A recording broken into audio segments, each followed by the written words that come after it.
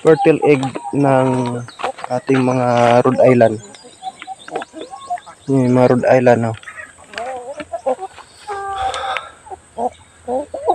Ito yung mga itlog nila. At meron pa ako mga nakolekta doon. So, doon sila nang itlog sa butas na yun na ginawa kong itlogan. So wala na. So merong 1, 2, 4, 5, 6, 7, 8. At sa kabila, mga black astrolorp yung nasa kabila. At pupuntahan ko rin ay papakita ko sa inyo yung kanilang mga itlog. Maraming itlog na rin doon, mga idol. Doon sa ilalim ng kubo-kubo na yan yung itlogan nila. So dito ay mga purong Rhode Island yung nandito. So ito yung kanilang itlog. Yan, o.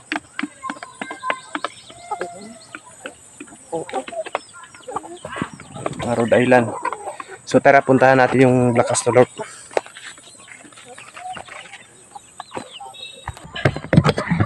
So ayan, nandito. Ang hirap nang walang cameraman, mga idol. Nandito yung mga itlog ng black astrolorp. Ayan, o. Lalagay ko muna ito dito. Ayan.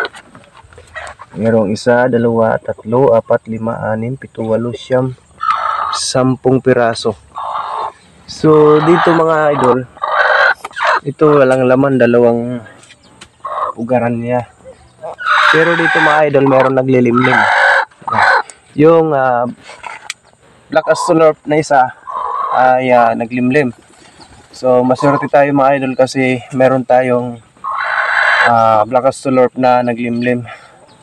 So doon kasi sa mga Rhode Island, bibihira lang sa mga Rhode Island yung mga naglilimlim.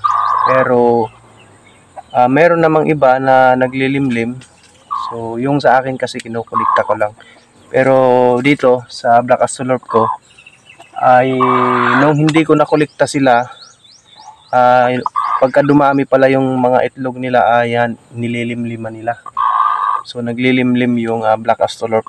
Ayun yung row. Yan, no? Yan, malaki yan. So bibihira lang naman tayo makakita ng pure talaga. As in pure talaga, mga idol, na black astrolorp, no? Karamihan dito. Merong mga nagbe-breed na pure black astrolorp. So mga mahal yon, mga nasa 6,000 yung ready to lay na. Yung isang piraso. Yung mga pang shoe type. Yan, yun yung rooster, oh. Yan, malaki yan. So ito, yung nilimliman niya na itlog, mga idol, ay nasa 22 piraso. Titingnan natin. Ayan, titingnan ko lang itlog mo. Ayun, oh.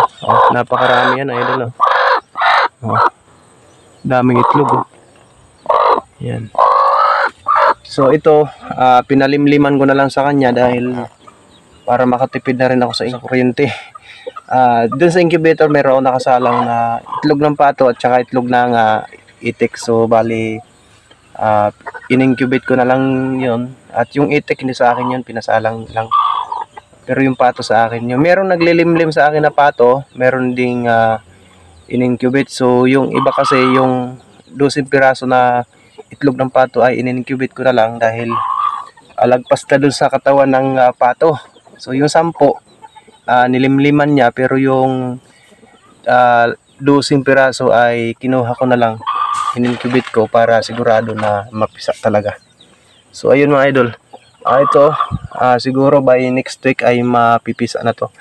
Pero dito yung black astrolorp, siguro hindi ko muna kukolektahin to.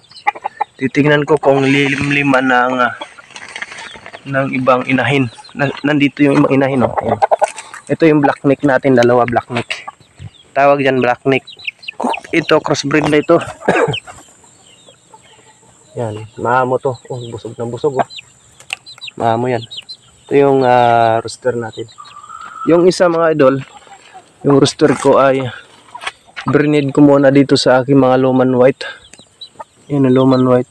So, sinubukan ko kung ano yung magiging kinalabasan ng kanilang ipuan.